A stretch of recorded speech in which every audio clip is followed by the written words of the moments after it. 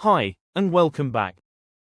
In the previous video, we talked about Milia, which is a common type of rash seen in babies, children and adults.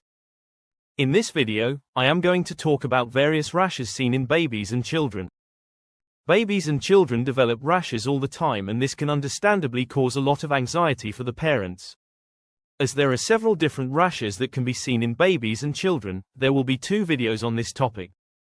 This is the first video. Please don't forget to share our videos. Rashes are very common in babies and children, and most are due to benign or harmless causes. A high temperature or other symptoms may or may not accompany the rash. Newborn babies can have milia, which are very small spots that appear on the face, particularly the nose. There is a separate video on milia and you can watch it from the main page. Milia can also affect older babies and children, and the spots could appear on the eyelids, forehead and nappy area. Milia do not require treatment, and the spots usually resolve within a few weeks, although they could last longer in older children. Erythema toxicum is another rash that can occur in babies in the first few weeks after birth. This consists of raised red, yellow and white spots and usually appears on the face, body, upper arms and thighs. This does not require treatment, and it goes away within a few weeks. Molluscum contagiosum is a benign skin infection that causes spots on the skin. Although it can occur in any age group, it is more common in children. Molluscum contagiosum may only cause a rash on the skin without any other symptoms. It is caused by a virus called pox virus. Molluscum lesions are flesh-colored, dome-shaped papules with central dimpling.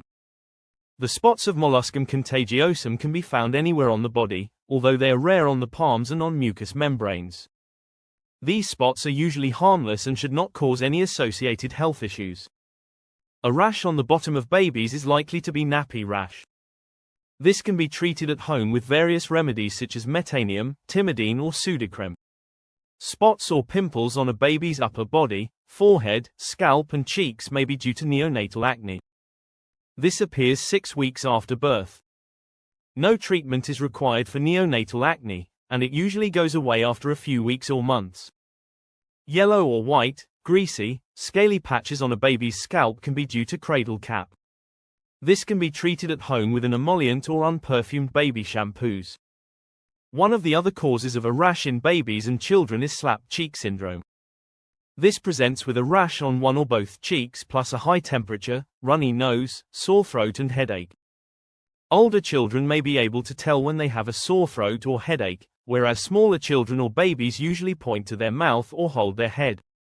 Slapped cheek syndrome is a benign condition and it can usually be treated at home without the need to see a doctor in person. Babies should continue with the normal feeds and children should have plenty of fluids to avoid dehydration.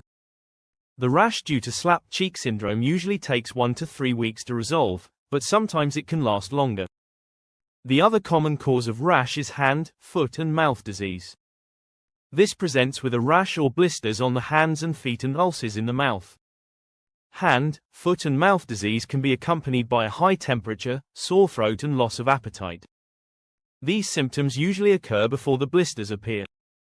This condition usually resolves on its own in 7 to 10 days without seeing a doctor and does not require antibiotics. Paracetamol can be given for high temperature and sore throat. Drinking cool fluids could help with the ulcers in the mouth. A heat rash is also quite common, and it appears as small, raised spots that feel itchy or prickly. This can be treated at home without seeing a doctor. It is recommended to wear loose cotton clothing, take cool showers and drink plenty of fluids. An antihistamine such as chlorphenamine and calamine lotion can help with a heat rash. Please note that this is strictly for educational purposes and is not intended for a formal diagnosis or treatment in any way.